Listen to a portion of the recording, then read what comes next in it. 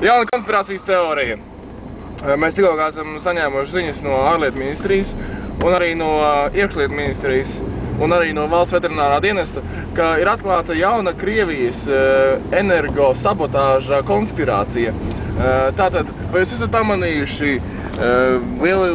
vairumā māju logos ir tādi trīsstūrīši Ziemassvētku. Īstenībā jūs esat zombētie, jūs esat izlikuši, un otrkārt jūs palīdzat Krievijai Latviju padarīt par energoatkarīgu valsti no viņiem.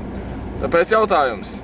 Pants Jezups jautā, vai jūs vēl joprojām turēsiet ieslēgtas šīs gaismiņas? Paldies! Ir. Ziņojām par īpašu Krievu kā to sauc? Kas ir? Kad mahinācijas ir.